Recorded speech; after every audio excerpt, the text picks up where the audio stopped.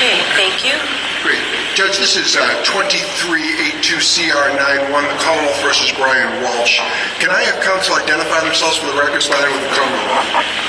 Good morning, Your Honor. Greg Connor for the Commonwealth. Good morning, Mr. Connor. Good morning, Your Honor. Laura McLaughlin for the Commonwealth. Good morning, Ms. McLaughlin. Good morning, Your Honor. Tracy Minor for Mr. Walshe. Good morning, Ms. Minor. Good morning, Mr. Walshe. Good morning. Your Honor, may I proceed? Please. Are you ready for arraignment, counsel? I'm sorry? Are you ready for arraignment? Yes. Thank you. Mr. Walshe, 2382CR91001, Brian Walshe of Cohasset in the County of Norfolk on or about January 1st, 2023, at Cohasset in the County of Norfolk, did assault and beat Anna Walshe with intent to murder her, and by such assault and beating did kill and murder said Anna Walshe in violation of Massachusetts General Law, Chapter 265, Section 1, against the peace and said Commonwealth and contrary to the form of the statute in such case made and provided, a true bill assigned by the foreman of the grand jury and the assistant district attorney for the Norfolk District. To this indictment for first-degree murder, sir, how do you wish to plead, guilty or not guilty? Not guilty. Thank you. Counsel, does your client waive the right to a full arraignment of these other two indictments? Yes. Thank you. One count of misleading a police officer and one count of conveying a human body. How do you wish to plead, sir, guilty or not guilty? Not guilty. Thank you. You can have a seat. Question to bail. Thank you. All right, Mr. Connor. Thank you, Your Honor. The Commonwealth would ask that the defendant be held without bail as a result of being charged with 265, Section 1. Your Honor, if I may go into the allegations the Commonwealth has against the defendant and then go into my argument. Thank you. Your Honor, on January 4th, that morning, the defendant, Brian Walshe, first reported to his wife's employer in Washington, D.C., that his wife, Anna Walshe, had been missing since January 1st at approximately 6 a.m.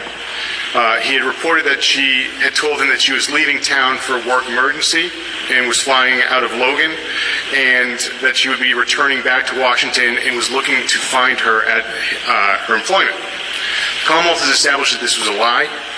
By this time that he had killed her, dismembered her, and disposed of her body. In early of 2022, Ms. Walshe had obtained employment at Tishman Speyer in Washington, D.C. As a result of that, Tishman Speyer had asked her to move to D.C. and work out of Washington, D.C. It is a national property management company, Your Honor. Ms. Walshe and Mr. Walshe sold the family home that was in Cohasset and purchased a residence in Washington, D.C. Mr. Walshe was unable to leave the state at that time because he was on pretrial conditions out of the federal district court. They rented another home on Chief Justice Cushing Highway in Cohasset, and Ms. Walshe would commute from the property that they owned in D.C., working in D.C. during the week and being with the family on the weekends. In December of 2022, it had become evident that Mr. Walshe was suspecting his wife of having an affair. He was routinely visiting the Instagram page of one of her male friends, and on December 26th, his mother, with his input and direction, obtained and hired a private investigator to surveil Anna Walshe in Washington, D.C. On December 27th, the oldest son's iPad was used to research best states to get divorced in and worst states to get divorced in. On December 28th, Anna Walshe had dinner with a friend in Washington, D.C., and became uncharacteristically upset and told her friend that she believed that Mr. Walshe was going to be incarcerated as a result of his federal case, and that she was prepared to leave him and take the children to Washington, D.C. On December 30th, she flew home and was with the family and expected not to return until January 3rd and was going to spend the long weekend with the family. On the 31st, she attended an exercise class. She also got her nails done at a local salon and had made arrangements for a family friend, her former employer, to come over their home on Chief Justice Cushing Highway for a dinner to celebrate New Year's Eve. That family friend said he got there at approximately 8 p.m.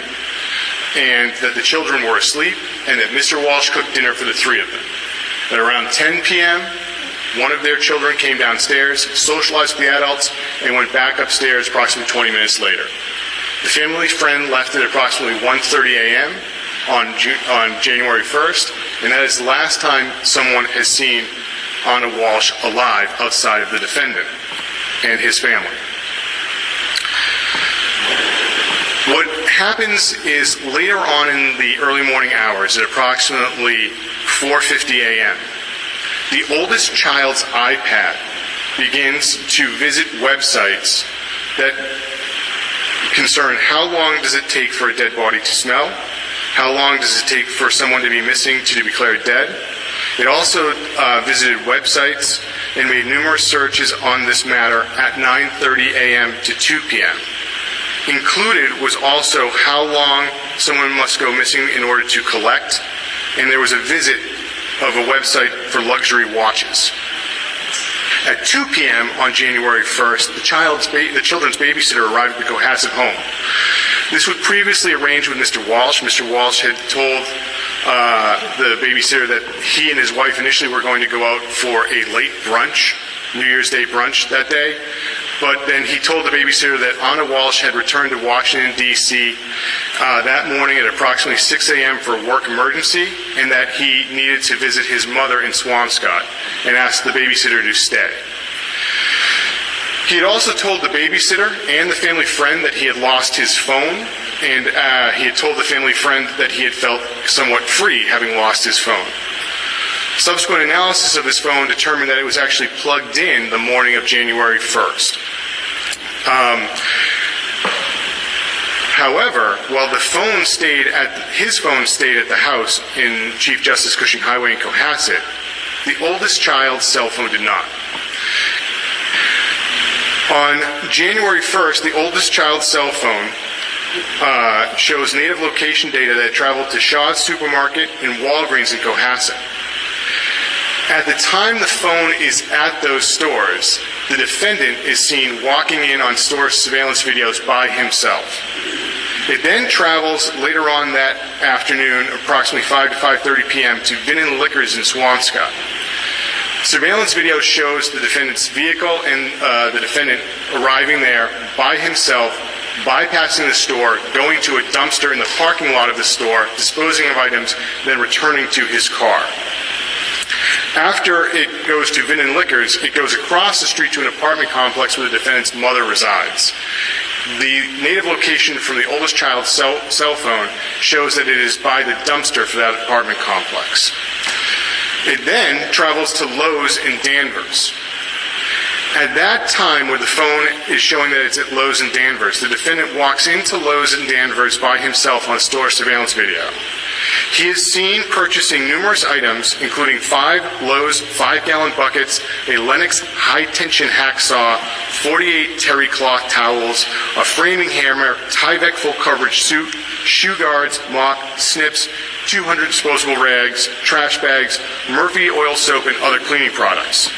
It then travels to CVS in Danvers, where Mr. Walshe is again seen on video by himself, purchasing 13 different types of hydrogen peroxide. It then travels to Stop and Shop in Swampscott, where Mr. Walshe can be seen buying 3 64-ounce jugs of ammonia. The device then travels back to Mr. Walshe's mother's apartment. Mr. Walshe's mother stated that he did arrive that evening, informed her that Anna had returned to D.C. for a work emergency. At 7:15 p.m., Ms. Walshe's mother then calls her private investigator and leaves a message indicating that Anna Walshe has returned back to D.C. earlier than expected. Mr. Walshe returned home at approximately 8:30 p.m. on the 1st. At that point in time, the babysitter has left with him with the children who are asleep. From 2 a.m. to approximately 5:30 a.m., the oldest child's iPad searched and visited websites concerning instructions on how to clean blood and DNA from objects, how to remove SIM cards from phones, how to mix ammonia, and search for apartment complex in Brockton, Massachusetts. At 8 a.m., the babysitter returned to the Walshe residence. Mr. Walshe left the residence that morning and is on surveillance at Home Goods in Norwell, purchasing 3 area rugs and scented candles. The babysitter would state that by the end of the week, she had noticed that the downstairs area rugs had been replaced, as well as a kitchen trash can. Mr. Walshe returned from Home Goods And the oldest child at this point in time had discovered his missing cell phone in a sibling's room. However, the oldest child's iPad continued to make searches on websites detailing how long Lowe's maintains security videos, how apartments maintain surveillance, and numerous articles about dismembering a human body. Around 4 p.m. on January 2nd, Mr. Walshe traveled alone to Home Depot in Rockland, and there he is seen on video purchasing 3 more additional 5-gallon buckets with leak-proof lids, a hatchet, plastic sheeting, 24 pounds of baking soda, and a second Tyvek suit. He then traveled to the Derby Street shops, Your Honor, where his car is seen traveling behind the shops in the area of the dumpsters, and then eventually will return to the shops where he is by himself, where he goes to a local restaurant and purchases takeout. Mr. Walshe returned to his home. The babysitter departed, and at that evening on January 2nd, he was alone by himself in his home except for his sleeping children. From 1 a.m. or approximately 1:18 a.m. to 7 a.m., the oldest child's iPad again searches for and visits websites to discuss removing the odor of decomposing bodies. It also visits Aftermath.com. Now, this is a company that cleans up crime scenes. It also visited and looked at websites for detecting how blood can be detected using fluorescein, and how to remove blood stains from concrete. Notably, the basement floor in the home in Cohasset is a concrete floor. This was not accessed by Mr. Walsh's mother or the babysitter that first week in January, and had a security lock at the top of it that would prevent the children from gaining access to the basement. On January 3rd, Mr. Walshe brought his children to daycare and then into school, and returned to the Cohasset home. At 8:30 a.m., Mr. Walshe makes his first attempt to contact his wife's cell phone by placing a call that goes unanswered. He would do this 3 more times at approximately 2:30 p.m. that day. At 10:30 a.m. on the 3rd, Mr. Walshe texted one of Anna's friends in Washington, D.C., and asked if she had seen Anna. On the 3rd, Mr. Walshe had made no attempts to contact the police, hospital, airlines, taxi, her work to locate Ms. Walshe. On the afternoon of the 3rd, Mr. Walshe visited 3 different apartment complexes in Abington and 1 in Brockton. Video from these complexes captured Mr. Walshe in the area of the dumpsters for 3 of these complexes. One video showed him looking into a dumpster and not putting anything into it. A second captures him taking items from his SUV by the area of the dumpster.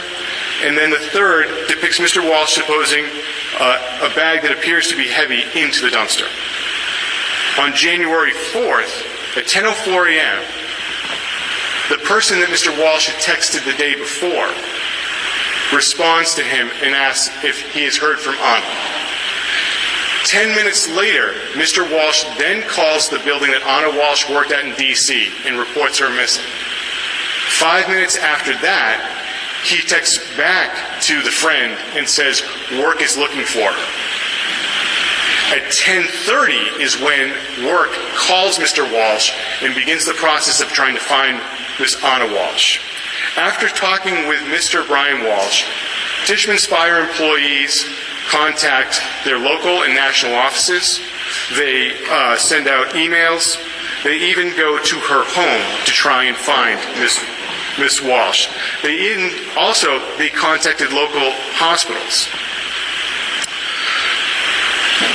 During their calls, they encouraged Mr. Walshe to report her missing to the Cohasset police. At approximately 11:40 a.m. on January 4th, Tishman Speyer Security notifies Cohasset police. This is the first time law enforcement is notified that Anna Walshe is missing. Cohasset police would travel to Mr. Walsh's home at approximately noon that day, and he would tell them about how a dinner guest had left on January 1st, and informed them, and then told Cohasset police how Anna Walshe had then informed him that she needed to go back to D.C. for a work emergency. That she left between 6 a.m., and he would tell police that day when she left, she was wearing a short black coat, blue-gray hunter boots, and also had a black Prada purse. He told the local police that his oldest child had seen his wife take a taxi that morning. Cohasset police from there on would attempt to try and locate Anna Walsh by contacting airlines, taxis, Uber, Lyft, and also attempting to get cell phone records. By January 5th, Cohasset police had established that Anna Walsh had not flown to Washington, D.C. on JetBlue, the normal airline she takes, and that she had a return flight for January 3rd. They also learned that she had not left the country flying out of Logan Airport. They had learned that she had not used Uber, Lyft, and they had contacted local taxi companies, and none had gone to that residence. Cell phone records reveal that the last connection her phone signaled off of a tower was sometime between 3 and 4 a.m. on January 2nd, and that tower provided coverage for the Walsh home in Cohasset. On the 5th, Cohasset also notified state police to aid them in their investigation. The Massachusetts State Police notified and collected dozens of officers to come and help search the area, which included doing canvasses of the area, searching the woods of the area, utilizing a dive team to search the backyard pool and the air wing. Both Cohasset and state police also sent detectives to Washington, D.C. in an effort to locate Anna Walsh. At approximately 9:30 a.m. on January 5th, while law enforcement is undergoing all this searching, the defendant travels to his mother's apartment building in Swampscott, and his phone shows through native location data that it is in the area of the dumpster. He would then speak to detectives later on that evening, and he would again tell them that Anna Walsh had left for a work emergency between 6 and 7 a.m. on the 1st with a black Prada bag, a short black coat, a Louis Vuitton overnight bag, hunter boots, and potentially an Hermes watch. On the 6th, detectives spoke with Mr. Walsh again, and he agreed to turn over the digital devices from his home, which included the son's iPad, the child's iPad, and his cell phone and the child's cell phone. From the 6th into the 7th, investigators would download and search these devices. And in doing so, they would see the internet history of the iPad. They would see the native location data from the two phones. It had become clear at this point into the 7th that the defendant had not told the truth about the whereabouts of Miss Walsh and his whereabouts as well. For on the 6th, Your Honor, he had told investigators that he had gone to CVS and Whole Foods in the Swampscott area. Police officers went to both of those locations and could not find surveillance video of him in those two stores. On the 8th, officers obtained search warrants for Mr. Walsh's home and vehicle and began the processes of searching those items over the next 2 days. In the basement, Your Honor, they were found 8 red-brown stains that initially tested positive for the presence of blood. One of those stains has subsequently gone to the lab and did not pass confirmatory testing. Mr. Walsh's Volvo SUV also tested positive for the presumptive presence of blood in the driver's side seat control areas, the passenger floor mats, and the rear trunk area.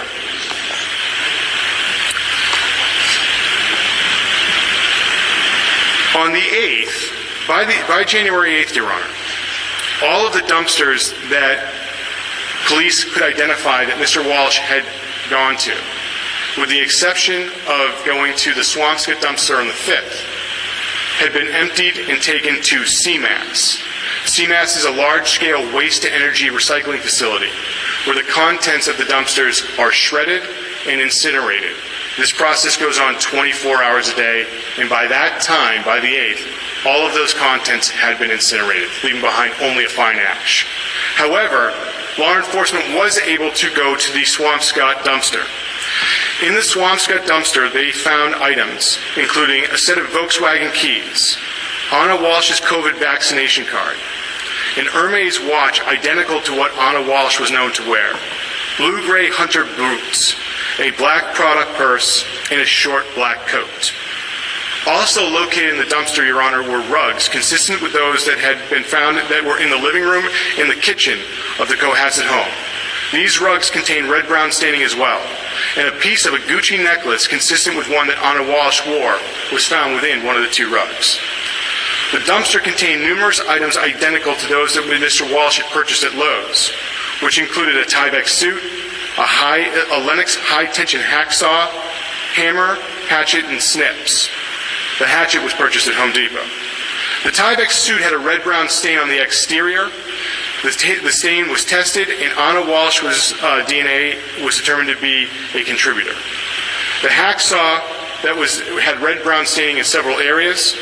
When it was disassembled, a small fragment of bone was recovered. These items are being processed for DNA. Also in the investigation, it was determined that in 2001, Anna Walsh had taken out approximately $2.2 million in life insurance on herself, where Brian Walshe is the sole beneficiary.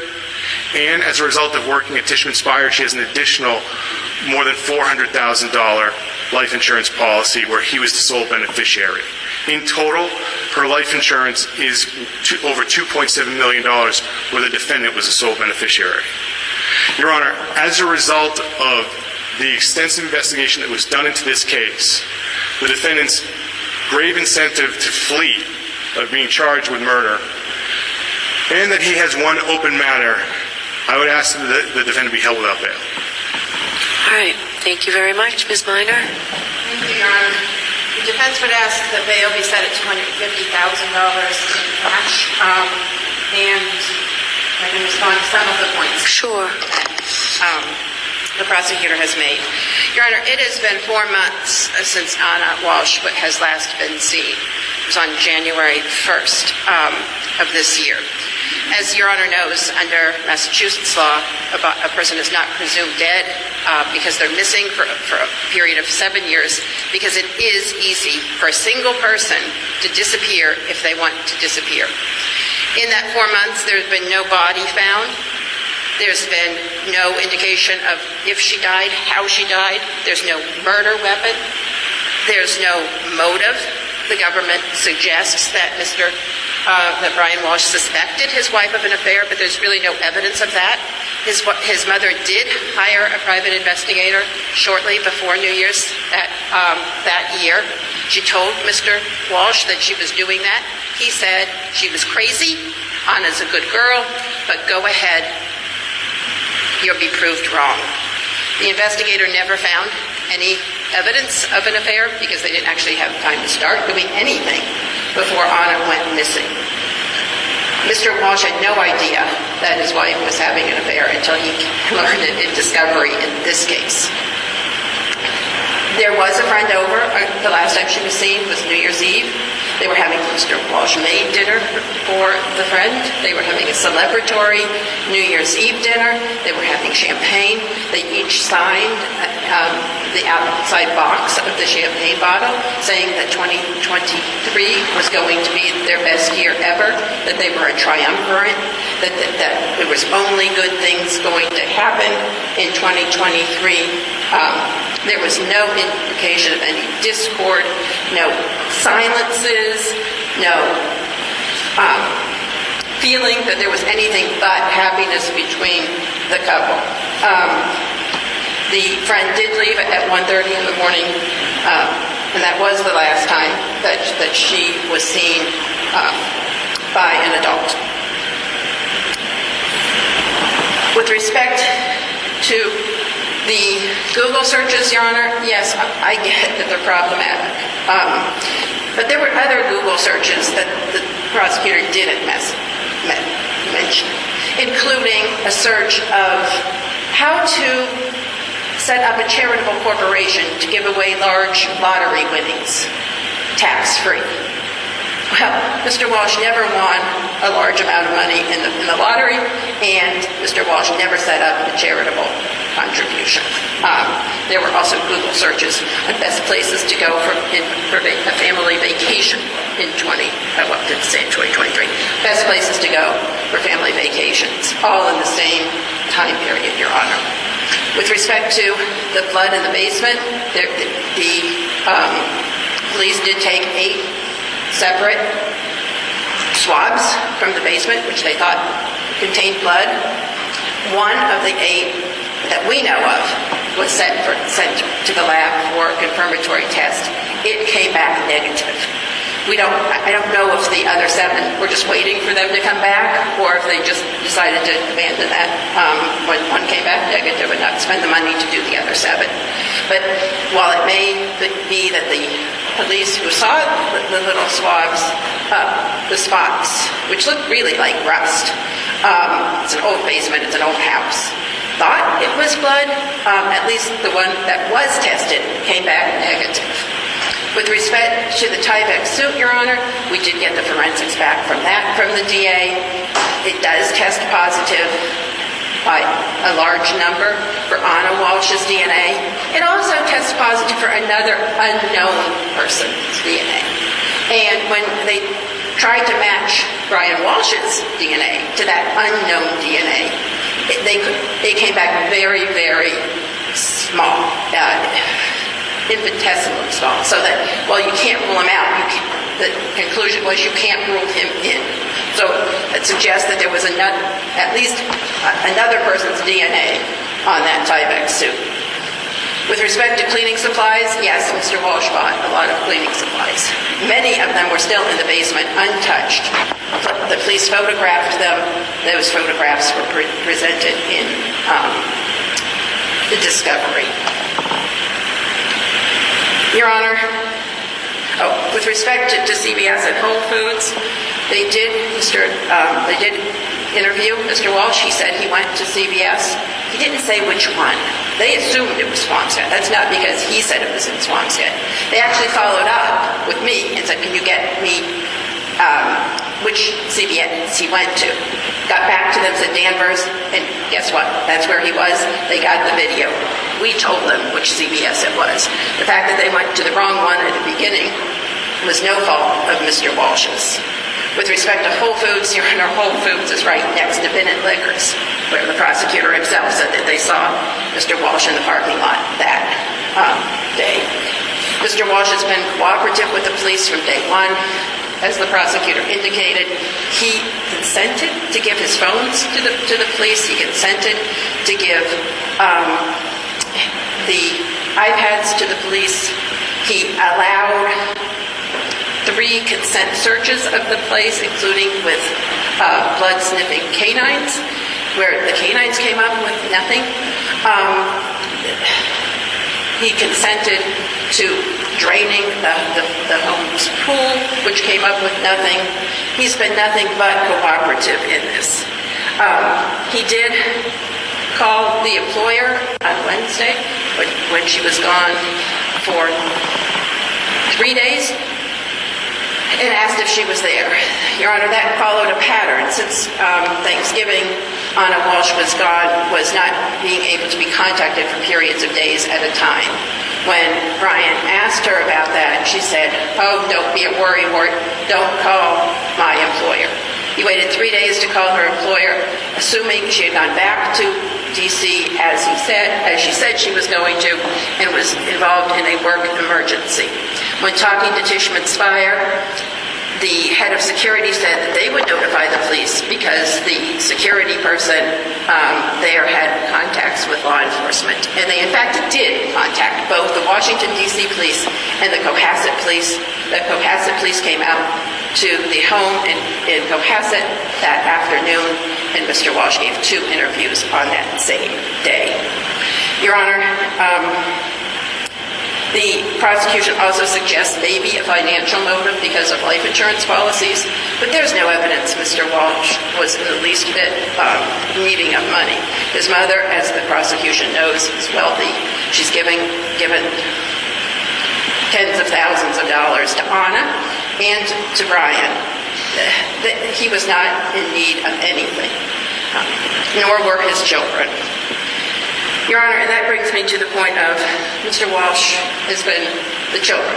He has 3 young children who he has been the primary caregiver since each of those children were born. He's gotten them up, he's gotten them clothed, he's gotten them bathed, he's taken them to school, he's taken them to appointments, he's taken them to the beach. He was the primary caregiver of those children. Anna worked a lot. She wasn't home on nights and weekends even when she was working in Boston. She moved to D.C. for a job in March of 2022, where she would come home on weekends if she could. Not every weekend, and even on weekends when she was home, she spent a fair amount of time without being with the children. Mr. Walshe is the primary caregiver, always has been. It may be somewhat easy to disappear if you're an adult and single. It is not easy to disappear with 3 young children. Those children live in Massachusetts. The only family he has are the 3 young children, his mother, who also lives in Massachusetts. So I would suggest that there is no risk of flight here. Thank you. Thank you. Mr. Clerk? Yes, Your Honor. Held without of. Counsel, I need 2 dates, a pretrial conference and a pretrial hearing date. Could I suggest August 23rd? Let me just check, Jimmy, Sure. because it will be with me. Yep.